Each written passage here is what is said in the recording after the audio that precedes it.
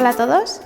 En esta charla vamos a hablar de la nutrición en el paciente hospitalizado. El índice que vamos a seguir es el siguiente. Hablaremos de una breve introducción, luego lo que haremos es cómo hacemos un plan de alimentación y lo haremos con un caso ejemplo y finalmente cómo haríais el seguimiento en estos pacientes. Hay una relación muy estrecha entre enfermedad y malnutrición. Sabemos que los animales malnutridos tienden a enfermedad. ¿Por qué? Por múltiples razones, ¿no? Pueden tener una depresión del sistema inmunitario, hay una reducción de los procesos de cicatrización y regeneración celular y tisular, hay una menor actividad de los órganos vitales y también se puede afectar mucho el tracto gastrointestinal, ¿no?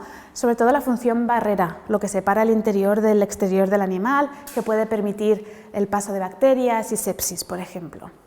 Pero la viceversa también es verdad. Sabemos que los animales enfermos tienen tendencia a malnutrición. Y esto también es por múltiples motivos, ¿no? Por una parte puede haber una reducción del consumo de alimento y por otra parte puede haber un aumento de las necesidades energéticas y nutricionales. Sabemos que muchas enfermedades en perros y gatos se asocian a alteraciones del apetito, ¿no? Puede haber hiporexia o anorexia.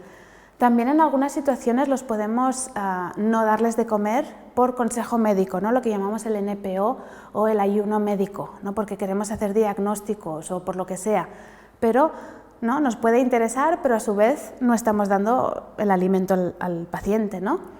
Otra razón por la cual a lo mejor no están recibiendo todo el alimento que necesitan es porque no lo hemos escrito en su ficha y esto puede ser tan alto como hasta un 30% de los casos, ¿no? Entonces es muy importante que todos los pacientes que estén hospitalizados en nuestra clínica reciban lo antes posible su evaluación nutricional y un plan de alimentación y que esto esté en su ficha, ¿no? Para que podamos darles de comer lo antes posible y no tengamos estos problemas de malnutrición, que sabemos que van a poder perpetuar este problema, van a reducir la probabilidad de éxito, van a empeorar el pronóstico, ¿no? Por otra parte, ¿no? Como has dicho, el otro lado de la balanza, podemos ver estas necesidades energéticas y nutricionales aumentadas por varios motivos, ¿no?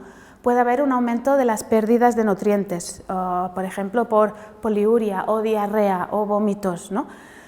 Todos estos nutrientes se van a perder por estas vías. Puede también haber problemas de mala absorción, sobre todo en pacientes con problemas intestinales. Finalmente, algunos, no todos, pueden estar en lo que llamamos un estado hipercatabólico o hipermetabólico y esto es especialmente verdadero o especialmente frecuente como más grave el animal esté, ¿no? en situaciones más críticas. Y este estado hipermetabólico básicamente es un estado que promueve, la inflamación lo promueve, ¿no?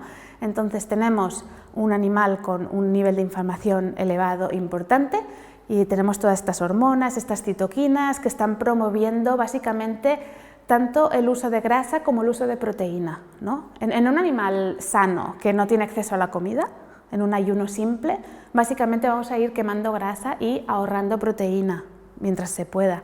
Pero un animal enfermo se gastan los dos, ¿no? Y esto al principio es adaptativo, ¿no? Porque van a utilizar la proteína del músculo para montar la respuesta inmunitaria, para luchar la enfermedad, pero esto a la larga va a resultar en un catabolismo, ¿no? En un balance energético y nitrogenado negativo, estas pérdidas aceleradas de masa muscular que afectan muy negativamente al pronóstico. Entonces esto es algo que queremos frenar, ¿no?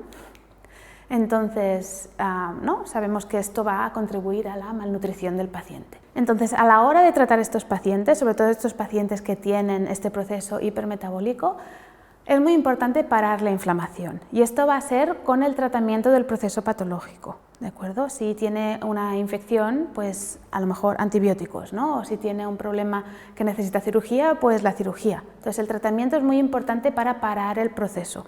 El soporte nutricional aquí es para enlentecerlo, ¿de acuerdo? No queremos que pierda tanta energía, tanta proteína del cuerpo, se la vamos a aportar en forma de nutrición y esto lo que te hace es te compra más tiempo para que nuestro tratamiento tenga efecto, para que el animal se recupere, ¿vale? Incluso en situaciones menos graves, el soporte nutricional nos va a ayudar a esto, a a tener más tiempo, que nos aumente las probabilidades de éxito, que mejore el pronóstico. Entonces, ¿cuáles son los objetivos del soporte nutricional? Son los siguientes, ¿no? Queremos aportar energía y nutrientes para la función orgánica, y esto siempre es verdad, para eso se come. Pero a su vez tenemos como objetivos minimizar la pérdida de masa muscular y promover la regeneración, la recuperación de tejidos. Antes de discutir cómo realizar un plan nutricional, tenemos que hablar de la selección de pacientes. Dentro de los pacientes hospitalizados, algunos no van a estar muy graves y van a comer bien y no va a haber ningún problema y no tendréis que hacer nada especial, ¿no? Pero simplemente tenéis que identificar de los animales hospitalizados los que van a necesitar este extra de soporte, ¿de acuerdo? Entonces, identificar la malnutrición es complicado, ¿de acuerdo? Y de hecho, no queréis esperar a que el animal esté malnutrido, queremos intervenir antes. Entonces, lo que hacemos es identificar estos factores de riesgo que van a aumentar el riesgo de malnutrición y entonces en esos pacientes vamos a intervenir, ¿de acuerdo? Entonces, como más factores de malnutrición, más urgencia de intervención. Entonces, estos factores los he separado un poco en tres, ¿vale? Los que obtenéis de la historia y de la reseña, ¿no? Por ejemplo, la edad, ¿no? Animales muy jóvenes y animales muy mayores tienen mucha menos flexibilidad metabólica y están a más riesgo de malnutrición durante la hospitalización. Si es un animal con pérdidas crónicas, ¿no? Que ya lleva, por ejemplo, meses con vómitos, diarrea, pues ya os va a llegar en un estado nutricional mucho más precario, ¿no? Si el animal ha perdido peso de forma involuntaria, ¿no? Todos sabemos lo difícil que es perder peso de forma voluntaria, entonces si lo pierden sin ningún esfuerzo es que normalmente algo malo está pasando y va a llegar a un estado nutricional más marginal, ¿no? Y quizá lo más importante son los días de hiporexia o anorexia, es lo que más se correlaciona con un riesgo de malnutrición. Como más días lleve sin comer la cantidad que necesita o sin comer nada, más problemático y más necesidad de intervención. En el examen físico podéis mirar el peso, la condición corporal y la condición muscular.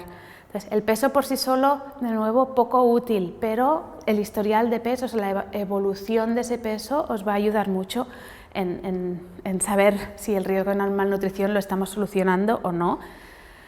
Condición corporal muy pobre os va a dar urgencia, ¿no? Un animal con una condición corporal alta, con obesidad, necesita soporte igual que un animal delgado, pero tenemos menos tiempo, ¿de acuerdo? Con un animal delgado tenemos menos reservas. Eso no significa que tengáis que ignorar a los pacientes con sobrepeso, que a veces tendemos a hacerlo. La hospitalización no es el lugar donde perder el peso que nos sobra, ¿de acuerdo? Lo que queremos es que lo mantengan.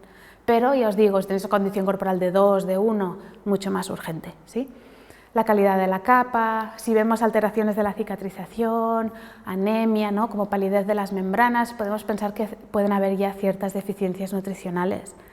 Las analíticas podéis ver la albúmina baja o linfopenia o incluso anemia, pero esto es muy poco sensible y específico, ¿no? Puedo ver la hipoalbuminemia por la inflamación y no necesariamente porque hay una deficiencia proteica, pero lo podéis evaluar en conjunto. Entonces, al animal siempre lo miráis y veis.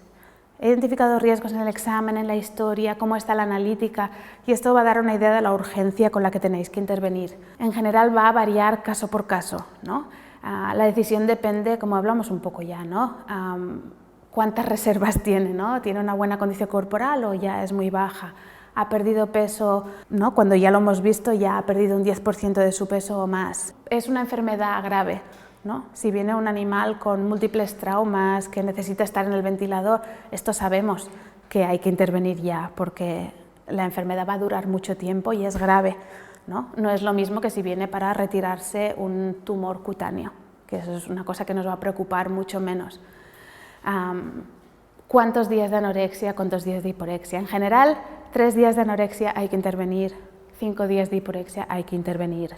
Si ha perdido más del 10% de su peso, hay que intervenir y probablemente habría que haber intervenido ayer si su condición corporal es pobre, ¿vale? Si se decide no intervenir, ¿no? Porque a veces pues presupuesto o por la razón que sea, en cualquier caso siempre es muy importante que se controle lo que está comiendo, ¿no? Entonces, mientras está en el hospital, tener en la ficha lo que se le ofrece, lo que consume, para cada día reevaluar y decir, vale, aquí hay que intervenir, ¿no? No está comiendo lo suficiente, esto no mejora, tenemos que intervenir. Es muy importante mantener ¿no? El control de lo que está pasando cada día o incluso 2 veces al día, porque la situación puede cambiar de forma muy drástica. Y una cosa que es importante es prevenir, ¿no? Yo cuando un animal preveo que podemos tener un problema, a lo mejor podéis intervenir de forma más temprana.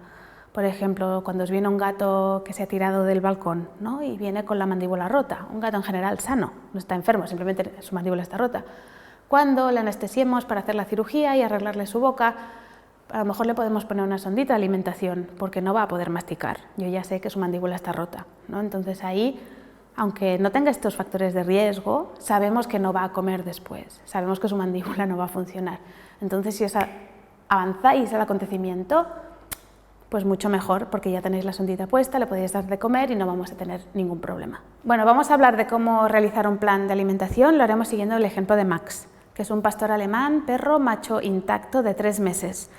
Básicamente, los propietarios compraron a Max por internet y les llegó por mensajero. Y cuando abrieron la caja, se encontraron un perro con diarrea, vómitos, muy delgadito, ¿no? Cuando lo ingresamos en el hospital, se le hizo la batería de pruebas, se diagnosticó con parvovirosis, ¿no? Cuando llegaron al hospital ya llevaba sin comer 3 días. Y es muy importante que los días sin comer se cuenten también cuando estaba en casa, ¿no? No debéis empezar a contar cuando llega al hospital. Muy importante que preguntar antes, ¿vale? Le hacemos su evaluación nutricional, le damos una condición corporal de 3/9, aunque la condición corporal en cachorro es un poco complicada. Le damos una puntuación de condición muscular de atrofia moderada. ¿De acuerdo? Recordar, os pongo aquí en esta imagen de nuevo lo que serían los factores de riesgo de malnutrición durante la hospitalización. Si miro la información que ya tengo, ¿no? De la reseña, de la historia y el examen físico, identificamos 5 problemas, ¿no? Es un animal muy joven, con pocas reservas, poca flexibilidad metabólica, pérdidas crónicas, lleva al menos 3 días con vómitos y diarrea, lleva 3 días, que sepamos, con anorexia, pobre condición corporal, pobre condición muscular. Conclusión, tenemos que intervenir lo antes posible, ¿de acuerdo? Primer paso hecho, ya hemos seleccionado al paciente, ¿vale? Antes de calcular, ¿no?, qué le doy, cuánto le doy y cómo se le doy, tenemos que saber por dónde lo vamos a alimentar, ¿de acuerdo? Entonces, el soporte nutricional lo podemos separar en consumo voluntario o alimentación asistida, ¿no? El consumo voluntario es por vía oral y es preferible, obviamente. Si no puede comer, vamos a utilizar alimentación asistida, que puede ser enteral, utilizando el tracto intestinal, o parenteral, intravenoso. No voy a hablar aquí de parenteral, hablaré brevemente de enteral, pero un poco lo que queremos hacer es escalar la situación, ¿no? Primero vamos a intentar que consuma de forma voluntaria por vía oral y si eso no funciona, pues vamos a pasar al siguiente paso, que sería nutrición asistida vía enteral. ¿Qué es lo que podemos hacer para estimular el consumo voluntario? Una cosa que se puede hacer de forma relativamente sencilla es reducir el estrés. Pensar que el perrito o el gatito no sabe por qué está en el hospital, ¿no? Cuando nosotros como personas vamos al hospital nos lo explican y aún así es una situación muy estresante, ¿no? Aunque sabemos que estamos ahí por nuestro bien, en teoría, ¿no?, para mejorar, el animal no lo sabe. Entonces, todo lo que podamos hacer para reducir su estrés es positivo, ¿no? Separar los perros de los gatos, también podéis separar personal, ¿no? El personal que le da de comer y los mimitos, que sea uno y sea distinto del que le pincha la medicación o le hace el examen, ¿no? Podemos traer a los propietarios, los cuidadores, para que le den de comer cuando están ellos también. Algunos dejan también pues una mantita, un osito, algo que huela a casa, ¿sí? Sobre todo que tengan un espacio suficiente donde los tengáis alojados, ¿no? Por ejemplo, a los gatos les gusta tener un poco de espacio vertical o algún sitio donde se puedan esconder, intentar que no se sientan muy expuestos o constreñidos por el espacio. También podéis maximizar la palatabilidad del alimento, ¿no? Cosas que se pueden hacer, pues jugar con la textura. Hay animales que les gusta más la croqueta seca crujiente, a otros les gustará más la mousse y a otros los trocitos en salsa, ¿no? También podéis ofrecer alimentos humanos. A corto plazo es ok, no es completo o equilibrado, pero al menos calorías y proteínas estarían recibiendo. La temperatura en general lo prefieren tibio, sobre todo si hablamos de alimento húmedo, que no esté muy frío, solo recién sacado de la nevera, pero tampoco que esté muy caliente. Temperatura corporal es lo mejor. Podéis poner un poco de caldo, utilizar algún saborizante para intentar cómo hacerlo más apetente. También se puede jugar con las medicaciones, ¿no? Y esto es será más el veterinario o la veterinaria quien decida más esto, pero en general polifarmacias no comen muy bien. Entonces cada día hay que evaluar si las medicaciones que le estamos dando son necesarias o no, o podemos cambiar el analgésico de un opioide a otro que no sea un opioide, que no nos afecte tanto al apetito, ¿no? También se pueden probar estimulantes del apetito, ¿no? Tipo la mirtazapina en gatos, por ejemplo. A mí estos me funcionan mejor si hay hiporexia. Cuando hay anorexia completa no me suelen funcionar muy bien, pero en estos casos de hiporexia o apetito oscilante os pueden funcionar bien y ayudar a consumir lo que necesita, ¿vale? También podéis considerar antieméticos como el maropitán. Esto a veces no comen porque tienen náusea y si le dais un antiemético que actúe a ese nivel, podemos a lo mejor conseguir que coma. Finalmente tenéis que eliminar las barreras físicas, ¿no? Aquí os he puesto unas fotos como ejemplo de un gatito que lleva un collar isabelino y tiene la comida al lado, pero no llega porque se le interrumpe el collar. Cuando le quitamos el collar se lanza a la comida, ¿vale? Tenía mucha hambre, pero no podía acceder porque físicamente no podía acceder al plato. Entonces, ¿no? Bajo supervisión se le puede quitar el collar, alimentarlo, luego se lo volvéis a poner. A veces también pensar en otras barreras. A veces perros que son muy altos, me acuerdo teníamos un Weimaraner con un síndrome de Wobbler, tenía mucho dolor en el cuello y le estábamos poniendo la comida en el suelo. Claro, él no iba a doblar el cuello, con lo que le tenemos que elevar el comedero. Entonces pensar un poco en estas barreras que pueden existir. Si nada de esto nos funciona, y esto tendréis más o menos tiempo, ¿no? Obviamente si me viene un animal con pocos factores de riesgo, igual tengo un par o tres de días para probar todas estas estrategias. Cuando me viene un animal que ya tiene una condición corporal muy pobre, hiporéxico o anoréxico, pero a veces me lo salto porque ya no tengo tiempo para intentar que coma más y entonces pasamos directamente a la nutrición asistida enteral. Alguna gente, y en el pasado lo que hacíamos era a veces alimentación forzada, con jeringa, ¿de acuerdo? Mi recomendación es no hacerlo, por múltiples razones, ¿no? Pero es muy estresante, para empezar, no solo para el pobre animal, sino para la persona que lo hace. En general, comer es algo muy positivo y agradable y convertirlo en algo así no es agradable para nadie. Podemos crear aversiones alimentarias, ¿no? Porque asocian encontrarse mal y estar estresados con el alimento que le estamos dando, cosa que no es obviamente deseable, ¿no? También podemos crear neumonía por aspiración, ¿no? Si el animal no quiere comer y le estamos obligando a comer, puede irse por la tráquea y llegar al pulmón. Y en el fondo es muy poco eficaz. Realmente casi nunca vais a llegar a las calorías que le queréis dar con alimentación forzada. Entonces yo personalmente, teniendo la opción de ponerles una sondita de alimentación, nunca lo recomiendo. Y si lo vais a hacer, ser muy conscientes de estos riesgos. Y uno que no he mencionado, pero es muy importante para quien lo haga, es el riesgo de lesiones, ¿no? El perro o el gato os puede morder y esto puede ser algo muy serio también. Sondas de alimentación, no me voy a meter mucho en detalle, simplemente las voy a nombrar. De craneal a caudal tendríamos la nasogástrica o nasoesofágica, dependiendo de dónde llegue, esofagostomía, gastrostomía y eionostomía.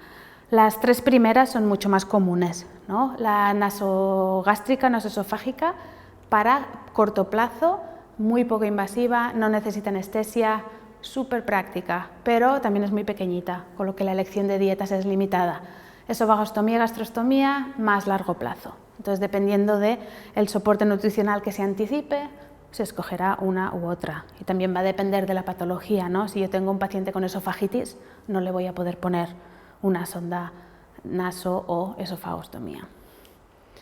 Si volvemos a Max, nuestro paciente, lo recordáis, el perrito con parvovirosis, al que tenemos que intervenir ya porque tiene muchos factores de riesgo de malnutrición y de hecho podríamos hacer el argumento de que está malnutrido, decidimos colocar una sonda nasogástrica por dos motivos. Uno, porque prevenimos que el soporte nutricional va a ser corto, de una semana o menos, ¿no? Porque esto es típico de esta enfermedad parvovirosis. Si sobrevive, probablemente estará comiendo en ese rango de tiempo.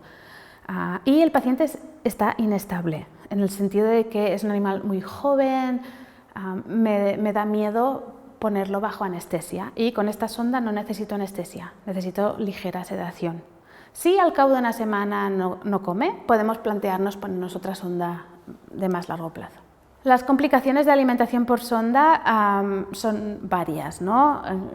las más comunes son mecánicas, como que se obstruya la sonda, pero también podéis ver gastrointestinales como rinitis o diarrea, y metabólicas o infecciosas. Metabólicas son muy raras con las sondas de alimentación enteral, son más comunes en parenteral. Y las infecciosas suelen ser que se infecta, sobre todo si ponéis de esofagostomía, de gastrostomía, que se infecte el estómago, donde entra la sonda al cuerpo. Y esto en general es fácil de prevenir con buena limpieza, ¿no? Si se obstruye, se puede desobstruir con enzimas pancreáticos, por ejemplo, pero lo más fácil es pasar con agua después de cada comida para prevenir que se obstruya. Ya tenemos al paciente seleccionado, ya sabemos la ruta por la cual vamos a alimentarlo, entonces a partir de ahí ya tenéis toda la información suficiente para hacer el plan. Es qué le doy, cuánto le doy, cómo se lo doy, como siempre. ¿De acuerdo? Entonces, antes de empezar a alimentar, por eso el animal tiene que estar mínimamente estable. Y esto significa que como mínimo bien hidratado y sin alteraciones marcadas de electrolitos o ácido base y hemodinámicamente estable. No podéis alimentar a un paciente hipotenso o un paciente deshidratado. Esto le va a hacer más mal que bien. El animal tiene que tener un mínimo de estabilidad para poder digerir, absorber y utilizar los nutrientes. ¿De acuerdo? Entonces, si hay que pasarse un día, 2 días, 3 días estabilizándole, pues se hace. El objetivo de estabilizarlo, como os he dicho, es minimizar los riesgos de alimentar. Estos riesgos existen y como más nutrición necesita, más arriesgado es. No sé si me explico.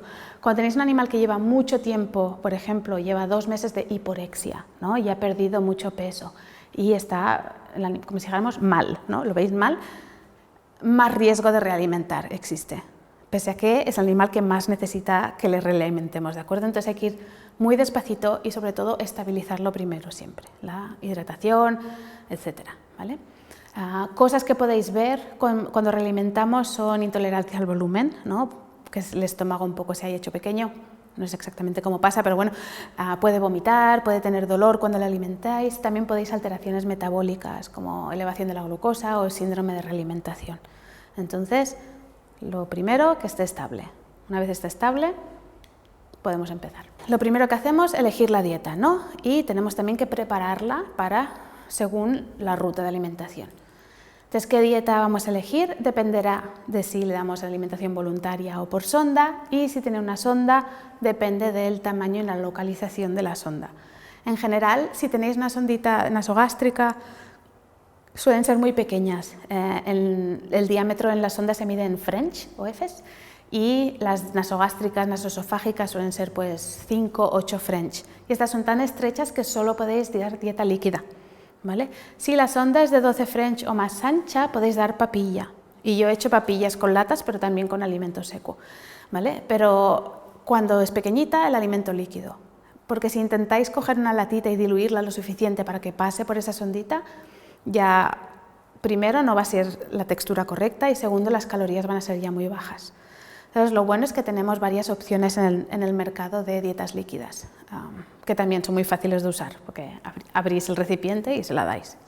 La papilla, como os he dicho, la podéis hacer con una dieta en lata más agua o una dieta seca más agua, o algunas dietas en lata pasan directamente por una sonda de 12 French o más, que son las típicas dietas que llamaríamos de convalecencia. La dieta líquida también tiene un beneficio sobre la papilla, que es que lo podéis dar como en goteo, la podéis dar como una infusión continua. Y esto es muy útil si tenéis algún paciente que tiene mucho dolor cuando le damos de comer o algún problema, por ejemplo, a la salida del estómago, que si le damos con bolos le puede causar distensión y dolor. Entonces con la líquida podéis hacer como gota a gota y eso puede ayudar mucho. Como parte negativa es probablemente más cara que una papilla. Primero la forma, líquida, papilla, seco, todo esto va a depender un poco de lo que os he dicho, ¿no? Sobre todo de la ruta de alimentación. Una vez tenéis eso, ¿qué dieta escojo, ¿no? De las opciones que tengo en el mercado? Pues todo esto va a depender un poco, ¿no? De las necesidades del paciente. Yo quiero que sea completa. Si tengo un cachorro, para cachorro. Si tengo un gatito, para gatito. Si tengo un adulto, me explico, ¿no? Entonces, según la especie y según la etapa de vida. Luego también, según la enfermedad, ¿no? Si tengo un perro con pancreatitis, va a tener que ser una dieta baja en grasa, ¿no? Y esto es algo que obviamente el equipo veterinario en conjunto va a tener que decidir. Me va a afectar también dónde está, ¿no? Si le alimento de forma voluntaria o con sonda o por qué sonda, ¿no? Dependiendo de la sonda que pueda usar, voy a tener un abanico de dietas mucho más amplio o mucho más limitado, ¿sí? Obviamente, la disponibilidad y el precio de la dieta, la reputación del fabricante y vuestra experiencia personal. Vosotros vais a tener dietas favoritas, esto siempre pasa. Entonces, uno de los tipos de dietas que vamos a utilizar mucho en animales hospitalizados es lo que llamamos las dietas de convalescencia, que he mencionado brevemente antes. Estas dietas suelen ser o líquidas o en lata. Y incluso en lata tienen una textura muy particular. Yo las llamo jeringables, que sé que no es una palabra que exista, pero básicamente la podéis poner muy fácilmente en la jeringa y pasar por la sonda, sin tener que añadir agua, sobre todo si la sonda es de 12 French o más alta, ¿de acuerdo? Sí, a veces hay que añadir un poquito más de agua para hacerla más fluida, pero realmente son súper fáciles de usar, porque no todas las dietas enlatadas van a pasar fácilmente por una sonda. En general son altitas en proteína, ¿no? Sobre todo para un perro, para un gato suelen ser normales, porque las dietas de convalecencia suelen ser para perro y gato, ¿vale? La proteína es de muy buena calidad para aportar el nitrógeno, los aminoácidos, la idea es mantener esta masa muscular y también es muy palatable, ¿no? Sobre todo para gatos la proteína realmente es algo que le va a gustar, ¿sí? También son muy altas en grasa y esto en general es un positivo. Esto les da mucha densidad energética, así que en poco volumen podemos dar muchas calorías. También hace que la textura sea muy buena y que también sea muy palatable, ¿no? Fácil de jeringar, el animal se la va a querer comer. Y aparte pensar, sobre todo estos animales que llevan tiempo sin comer, la energía de dónde la están sacando, de sus propias reservas grasas, ¿no? Entonces es un fuel muy fisiológico, el cuerpo ya está adaptado a quemar grasa en ese momento, con lo que en general es muy positivo, salvo en algunos casos donde no sea tolerable, ¿vale? Finalmente son bajas en carbohidratos, que los carbohidratos son menos densos, tienen menos calorías. Algunos de estos animales están en un estado de resistencia a la insulina, con lo que tenemos que minimizarlos. Y también queremos que sean bajas en fibra, ¿no? Si la dieta tiene mucha fibra puede obstruir la sonda, va a reducir la densidad calórica, con lo que nos interesa mucha fibra en estos alimentos.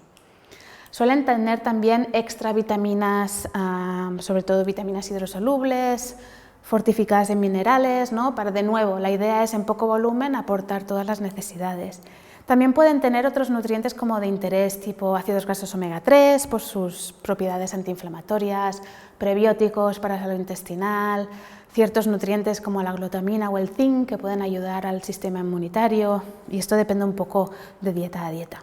¿Cuándo están contraindicadas? Sobre todo con intolerancia a la grasa, y esto es típico en perros, ¿no? Con hiperlipidemia o con pancreatitis, o si tenéis un animal con una intolerancia proteica grave. Y me refiero a grave, ¿no? Si tenemos, por ejemplo, encefalopatía hepática. Yo si tengo un paciente renal, si no está muy azotémico, las uso sin problemas. Ya le pongo muchos fluidos para compensar. Una vez en casa es distinto, pero básicamente cuando tengáis problemas con cantidades altas de grasa y proteína, ¿qué vais a tener que hacer? Buscar una alternativa, ¿vale? Podéis preparar una papilla con la dieta que el equipo veterinario considera adecuada. Y también hay algunas dietas líquidas que están hechas pues, para enfermedad renal o para bajas en grasa, que también es fácil de usar. Una vez hemos escogido la dieta, tenemos que prepararla, ¿de acuerdo? Para poder dársela al paciente. Entonces, esto va a depender de su textura, como si dijéramos. Si es una dieta líquida, básicamente está lista para usar, no tenéis que hacer nada, salvo que la tengáis en la nevera, que entonces la tenéis que atemperar a temperatura ambiente, ¿vale? Recordar, no muy caliente. Si tenemos una papilla de convalescencia, depende del tipo de sonda, la podéis dar directamente y es un poco lo mismo. Podéis calentarla, ¿no? Cuando la saquéis de la nevera, ¿no? 39-40 grados centígrados. Mucho cuidado cómo la calentéis, ¿no? Si baño María es preferible, al microondas puede hacer como hot spots de estos, como burbujas de calor. Entonces una zona puede estar muy fría y otra zona muy caliente, entonces lo tenéis que mezclar bien. En cualquier caso, calentarla. También podéis pasar la papilla de convalescencia por la batidora, aunque no le añadáis agua, porque este tipo de dietas de convalescencia tienen esta propiedad que si la pasáis por la batidora se hacen más fluidas y como más fáciles de dar por la jeringa, ¿vale?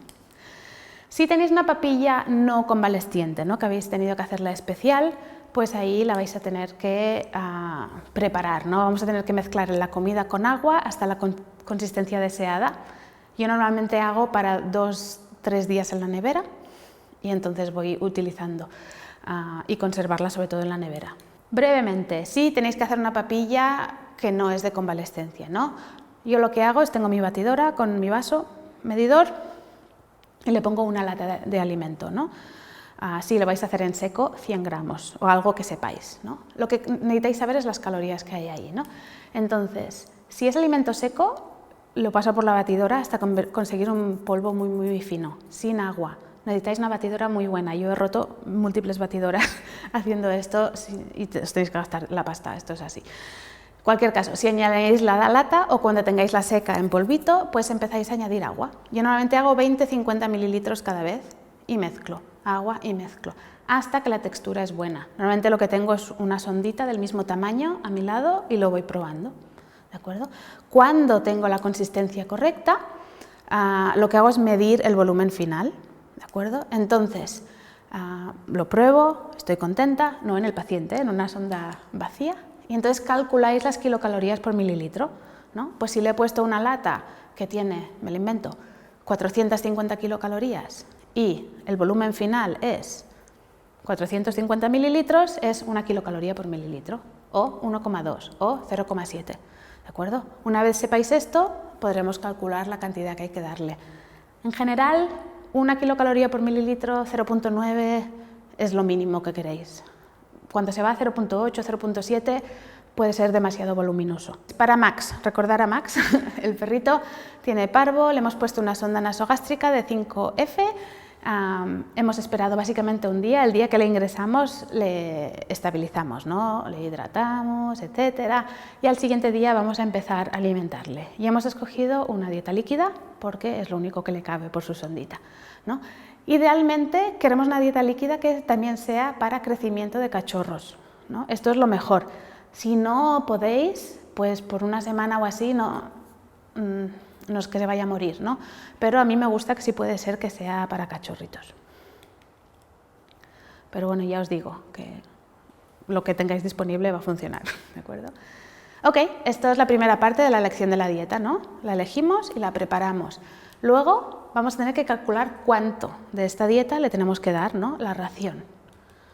Entonces, normalmente las necesidades energéticas de perros y gatos enfermos muchas veces no las sabemos, ¿de acuerdo? Entonces, normalmente lo que hacemos es darle las necesidades que llamamos básicas o el RER, los requerimientos energéticos en reposo. Hay un argumento de que algunos animales van a necesitar más energía que lo normal porque están en un estado hipermetabólico, lo que sea, pero también pensar que estos animales suelen estar en una jaulita o en una habitación sin moverse, con lo que no hay la actividad física ahí contando. Y teniendo en cuenta que el riesgo de sobrealimentación puede ser peor que el de subalimentación, yo soy muy conservadora. Y en general el consenso es darle el RER, que se calcula con esta fórmula, 70 por el peso metabólico, o podéis simplemente bajaros una tabla, ¿no? La Wasaba en sus herramientas tiene un documento que es el RER según el kilo. Os lo imprimís, os los ponéis en la sala de hospitalización y no tenéis que utilizar la calculadora. En el pasado solíamos multiplicar el RER por un factor de enfermedad, ¿no? Pues si tiene fiebre por 2, si tiene trauma craneoencefálico por 1,8. Pero nos encontrábamos problemas de realimentar, con lo que ahora el primer objetivo es el RER. Una vez el animal esté con el RER y tolerándolo, podemos subir más, ¿no? Por ejemplo, si es un cachorro y queremos que gane peso, o tiene una condición corporal pobre y queremos que la gane, ¿no? O está perdiendo peso, pues ahí podéis subir, pero como la primera meta volante, como si dijéramos, es el RER. También hay un poco de discusión de si hacéis el RER con el peso que tiene ahora el animal o con el peso, entre comillas, ideal. No hay 100% un consenso con lo que os voy a decir lo que hago yo, y yo siempre utilizo el peso actual. Mis motivos. El peso ideal no existe. Podemos tener un rango de pesos ideales, pero no es algo que sepamos. A veces sí, si tienes un buen historial de pesos, y si es un animal adulto, puedes tener un poco, vale, cuando tenía una buena condición corporal pesaba 5 kilos, ¿no? Pero si no lo sabéis, os lo tenéis que inventar, ¿no? Entonces es difícil a veces de saberlo. Y estáis añadiendo otro error, ¿no? Ya os he dicho que la fórmula del RER incluida, tienen mucho error. Me estoy también ahora utilizando una fórmula para estimar el peso ideal, con lo que simplemente vais acumulando errores. Visto esto, yo prefiero solo hacer un trabajo en vez que dos. Entonces yo siempre utilizo el peso actual.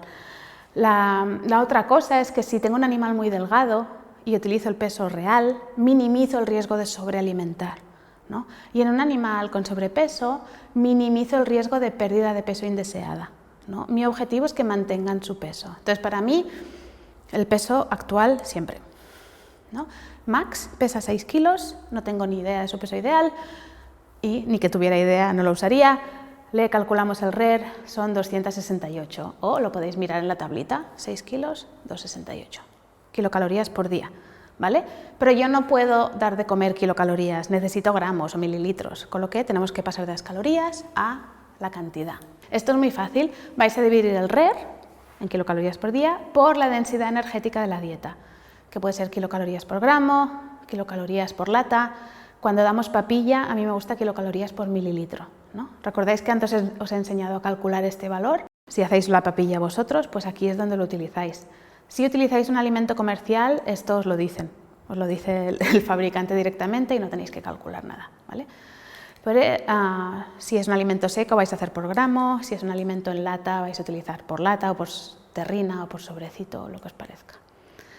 En el caso de Max, yo le quiero dar 268 kilocalorías por día y la dieta líquida de elección es una dieta líquida adecuada para crecimiento y tiene 0,9 kilocalorías por mililitro.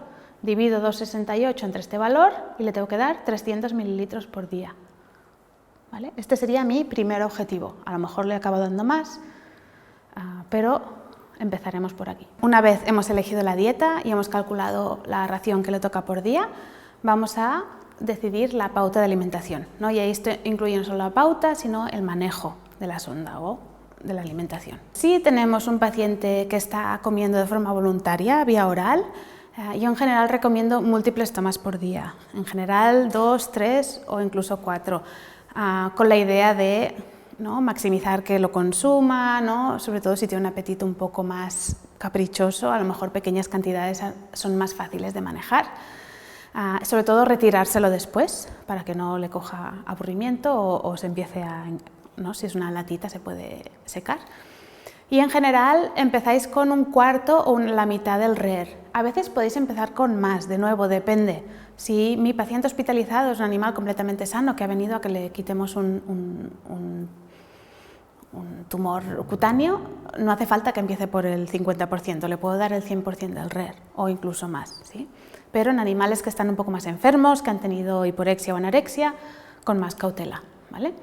Súper importante que apuntéis no solo lo que se ofrece, sino también lo que se come. Es decir, tenéis que medir la comida al ofrecer y pesar lo que sobra, ¿vale? Porque a veces tendemos a... Le he ofrecido cruz, le he ofrecido media lata a lo mejor, pero luego no sabemos lo que se ha comido o no. Súper importante.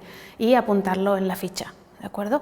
Esto nos permite actuar si hace falta, ¿no? Porque a lo mejor hoy está comiendo, mañana también, y el tercer día empieza a comer menos. Y a lo mejor ahí tenemos que, pues, o darle un estimulante del apetito o considerar una sonda de alimentación, por ejemplo. Si el animal lleva una sonda, ahí lo primero que tenemos que hacer es comprobar que la sonda está bien colocada mediante una radiografía, ¿de acuerdo? No queremos alimentar al pulmón ni queremos alimentar al tejido subcutáneo, ¿de acuerdo? Súper importante comprobar que está bien puesta. Una vez se recupera de la anestesia o de la sedación, si la hemos puesto sin anestesia, yo lo primero que hago es probar con agua para asegurarme que la sonda está patente, que el agua fluye, ¿no? Y es mejor encontrar ese problema con agua que con comida, ¿no? Si todo va bien, luego empezamos a alimentar, ¿de acuerdo? Yo en general empiezo con un cuarto o un tercio del RER y eso en 3-4 días llegaría al 100%. Y al 100%, si lo tolera bien, podemos decidir subir más, ¿no?, si queremos que gane peso. Pero en general, muchos animales nos contentamos con que mantengan peso, ¿vale? Algunos animales con el 100% del RER aún perderán, ¿no? Estos que tienen un extra de gasto energético, pues le subís al 110, etcétera, ¿no? Siempre muy despacito, ¿de acuerdo? Como mínimo 3 a 6 tomas por día, ¿de acuerdo? Como más grave, como más intolerancia al volumen, más tomas para reducir la cantidad. 2 horas entre cada toma. Peor de los casos, la capacidad del estómago es 5 o 10 mililitros por kilo por toma. Mejor de los casos puede ser 45-90 mililitros por kilo, ¿no? La cosa es que no lo sabes.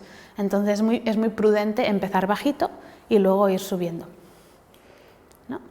Como más grave, como os he dicho antes, más despacito tenéis que ir. Max, recordar, le vamos a dar 300 mililitros de su dieta de convalescencia líquida.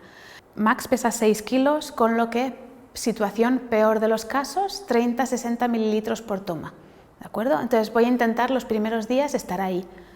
Por ejemplo, si le empiezo con 1/3 del RER, el 33%, son unos 100 mililitros, y si lo divido en 4 tomas, serían 25 mililitros por toma. ¿Vale? El segundo día, el doble, 50 mililitros por toma, y el 100% del RER serían 75 mililitros por toma. Si os fijáis, el día 1 y el día 2 estoy en ese rango de peor de los casos, que a mí me gusta. Si estuviera más arriba, pues a lo mejor hubiera hecho 6 comidas en vez de 4, o había empezado con el 25% del RER en vez del 33%. Entonces esto sería un poco el aspecto de lo que la ficha, ¿no? Le colocamos la sonda, se recupera de su sedación y empezamos con, por ejemplo, 10-15 mililitros de agua en un par de tomas, ¿no? Durante la tarde. Si eso se tolera bien, al día siguiente empezamos a alimentar con el 33% del RER y en la ficha apuntáis, ¿no? Pues le he dado sus 25 mililitros, lo ha tolerado bien o me ha hecho una arcada o lo que sea, ¿de acuerdo? Apuntarlo todo en la ficha. Cosas de manejo importantes cuando, sobre todo si le estáis guardando la papilla en la nevera, sacar solo la parte que necesitáis, ¿no? O sea, medís lo de la toma y eso es lo que calentáis, para no calentar y recalentar toda la comida que puede afectar a sus nutrientes. Mejor al baño María que al microondas, pero si lo hacéis al microondas, al menos estar atentos. Y tenéis vuestra jeringa con la comida y preparáis una jeringa con agua tibia también para hacer lo que llamamos el flushing. El flushing lo podéis hacer siempre hay que hacerlo después de la comida y podéis elegir también hacerlo antes, ¿de acuerdo? Para aseguraros de que todo funciona antes de darle con la comida, ¿vale? El flushing, que sería el agua del final, os sirve para dos objetivos, ¿no? Para evitar que se obstruya, porque vais a poner toda la comida fuera de la sonda en el animal, y así nos aseguramos de que todas las calorías también le entran cuando queremos. Cuando le vamos a dar de comer, que el animal esté un poco incorporado o sentadito, tranquilo, en un área segura, ¿no? Que no sea un área de mucho tráfico o que estén haciendo otras cosas. En la hospitalización, y hay que ir muy despacio. Yo a veces me llevo un libro. Al principio empiezo a lo mejor por 2 mililitros por minuto. Y esto realmente hay que esforzarse en ir tan despacio. Nuestra tendencia es a ir mucho más rápido. Pero si vamos demasiado rápido, nos van a vomitar, ¿de acuerdo? Entonces, en general, entre 10 y 20 minutos por toma es lo que vais a necesitar, ¿vale? Una vez le habéis acabado de dar, le pasáis el agua hasta que dejéis de notar resistencia, también despacito, ¿no? Si vais muy rápido os puede vomitar, si se la dais muy fría os puede vomitar, ¿vale? Tapamos la sonda, evitamos que entre aire y le dejamos tranquilo durante al menos una hora. Si tenemos problemas, tendréis que hacer un poco de solución de problemas, ¿no? Un poco de troubleshooting. Puede haber vómitos, puede haber signos de dolor abdominal, signos de náusea, como que hagan así con los labios o que saliven, o otro tipo de problemas. Yo normalmente lo que hago es paro. Si veo este tipo de problemas, paro la administración y compruebo si he hecho algo mal, ¿no? Sobre todo si lo está haciendo, por ejemplo, el propietario en su casa, ¿no? Están yendo demasiado rápido, estaba demasiado frío, ¿no? Llegaba tarde al trabajo y se le atasca. Entonces, paramos. Y si eso era un problema, pues a la siguiente toma lo vamos a solucionar, ¿no? Yo a veces me salto la siguiente toma para darles un descanso. Y entonces, a la siguiente, podéis hacer dos cosas. Podéis seguir con el plan o podéis volver al último plan sin problema, ¿no? Digamos que 25% excelente, 50% excelente, 75% me encuentro el vómito. Podría volver al 50% del RER durante un par de tomas y luego volver a intentar subir al 75%, ¿vale? Si no se soluciona, podéis considerar cambio de dieta y muchos más diagnósticos. A lo mejor es un problema que no está asociado con la dieta. A lo mejor tenemos que dar antieméticos, a lo mejor hay que averiguar qué está pasando. Si vemos que la intolerancia al volumen no es explicable, pero a lo mejor es porque lleva mucho tiempo con anorexia o hiporexia, podemos considerar alimentación en goteo o infusión constante. Que ahí básicamente, en vez de dividir, ¿no? Si fuera max, los 300 mililitros, en vez de dividirlos en 4 tomas, los dividiríamos por 24 horas. Entonces tendríamos los mililitros por hora que le tocan con un infusor. Si la sonda se obstruye, podéis probar con presión negativa y agua tibia. Si está muy caliente y la desatascáis, le vais a dejar el esófago mal. Podéis hacer una mezcla con enzimas pancreáticas con agua tibia y lo dejáis media horita y eso funciona súper bien. También se pueden usar bebidas carbonatadas tipo Coca-Cola, no tiene por qué ser Coca-Cola, pero de este tipo, porque tienen un pH muy bajo, pero no siempre funcionan. También siempre podéis retirar la sonda y poner otra, pero eso es un poco última opción, ¿vale? Lo mejor es que prevengamos que pase el problema con un flushing adecuado. Finalmente tenéis que hacer vuestro seguimiento, ¿no? Pues como siempre la evaluación nutricional, el peso es crítico, pero también hacéis vuestra condición corporal, vuestra condición muscular. En general el objetivo es que se mantenga de peso, ¿no? Incluso si tiene sobrepeso. Aunque un animal tenga sobrepeso, si está perdiendo peso en la hospitalización, hay algo que estamos haciendo mal. Necesita mantener, ¿de acuerdo? Porque va a estar perdiendo masa muscular también y eso no es deseable. Una vez el peso sea estable, bien, ¿vale? Hemos conseguido lo que queríamos. Si el animal tiene una condición corporal pobre o es un cachorro o un gatito en crecimiento, podéis seguir aumentando, ¿vale? Pero ya os digo que al final la cantidad que le estáis dando, el RER, lo vais a modificar en este sentido. ¿Tiene un peso estable y estoy contenta con eso? Pues cuando encuentre la cantidad, estupendo. Si no, pues la seguís subiendo, ¿vale? Las analíticas van a variar según el caso, ¿no? Pero en general debéis mirar los electrolitos para vigilar el síndrome de realimentación, los triglicéridos, la glucosa, hematocrito, etc. El síndrome de realimentación lo que podemos ver es bajo magnesio, bajo potasio o bajo fósforo, ¿no? Entonces puede ser que básicamente tengáis que ir más despacio, ¿no? Vamos a respirar, a dar un paso atrás y ir mucho más despacio para intentar corregir.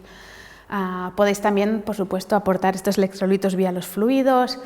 El magnesio hay que medirlo aparte, no es algo que hagamos de rutina, pero si veis que el potasio no se corrige, una de las razones puede ser porque el magnesio está bajo y lo tenéis que medir.